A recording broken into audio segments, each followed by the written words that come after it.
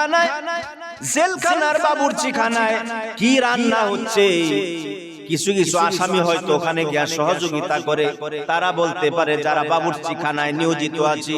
আবার যারা বিভিন্ন ভবনের মধ্যে আটকা থাকি, এক ভবন থেকে আরেক ভবনে যাইতে পারে না, এক ভবন থেকে বাবুর্চিখানায় যাইতে পারে না, কোন ভবন থেকে বাবুর্চিখানায় যাইতে পারে না, বাবুর্চিখানায় কি রান্না হচ্ছে তারা কোনোদিন বলতে পারবে না, বলা সম্ভব নয়। কথা বলেন ঠিক কিনা?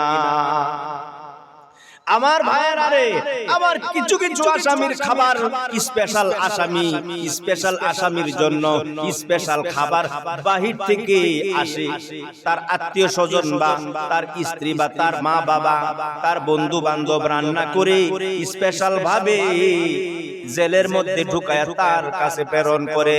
তার বাড়িতে বা বাহিরে আত্মীয় স্বজন কি রান্না করে আনলো, খাবারটা দেখার আগে কেউ বলতে পারবে না। কথা বলেন ঠিক কিনা?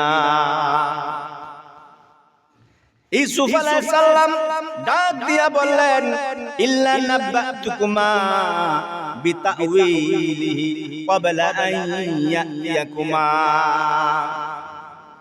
জেলখানার সবাইকে ডাক দিয়া বললেন, তোমাদের কি খাবার আসবে, তোমাদের এখানে কি খাবার আসবে, খাবারের গুণাগুণ, খাবারের আইটেম, খাবারের সব কিছু সম্পর্কে আমি তোমাদেরকে অ্যাডভান্স বলে দিব। এইটা আমি জ্যোতিষীর কারণে না, জ্যোতিষবিদ্যা শিক্ষা করছি এই জন্য না, আমি গায়েবী বলতে পারি, অ্যাডভান্স বলতে পারি এই জন্য না। আমার আল্লাহ রব্বুল আলামিন আমাকে শিক্ষা দান করেন। আমার আল্লাহ রব্বুল আলামিন খাবারটা এখানে পৌঁছার পূর্বে আমাকে আমার আল্লাহ রব্বুল আলামিন জানাইয়া দেন। জোরে বলেন সুবহানাল্লাহ। আমার ভাইরা রে, এই কথাটা বলার পর সকল আসামি তাকিয়ে আছে, সকল আসামি তাক করে তাকিয়ে আছে। আসলেই বলতে পারে কিনা? কেউ কেউ কথাটাকে স্বাভাবিক ভাবে নেয়, আবার কেউ কেউ আছে একটু জ্ঞানী মেধা বেশি, তারা মনে করতেছে আসলে ইউসুফ বলতে পারে কিনা।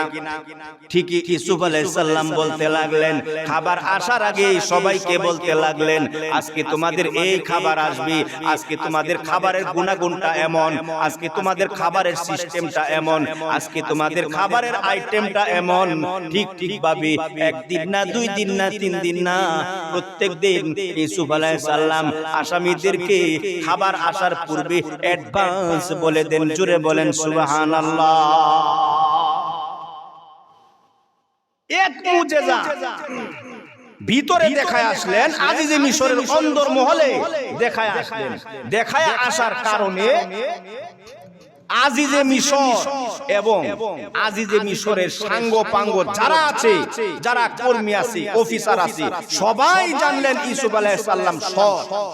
দ্বিতীয় মুজিজা যখন জেলখানার মধ্যে প্রকাশ পেল, তখন জেলখানার ভালো মানুষ, সাধারণ মানুষ এবং যত নিম্নমানের আসামি আছে, হ্যাঁ, একবারে জেলার সহ, যে জেল পরিচালনা করে জেলার সহ এবং জেলে যারা কারারক্ষী রয়েছে তারা সহ যখন জেনে গেল ইউসুফ আলাইহিস সালাম এমন একটা ভালো মানুষ, সারা রাত ইবাদত বন্দেগী করে এবং সারাটা দিন এই কয়েদিদেরকে কিভাবে ভালো করবে, কিভাবে তাদের মনোবল চাঙ্গা করবে, কয়েদিদের পিছনে লেগে থাকে, কয়েদিদের ভালো দিক লক্ষ্য করে কয়েদিদের পিছনে লেগে থাকে এবং শেষ পর্যন্ত খাবারের কি গুণাগুণ, কি খাবার কয়েদিদের কাছে পৌঁছবে আগেই তিনি বলে দেন, তাহলে তিনি অবশ্যই একজন ভালো মানুষ এবং আল্লাহর পক্ষ থেকে একজন মনোনীত ব্যক্তি। জুড়ে বলেন সুবহানাল্লাহ।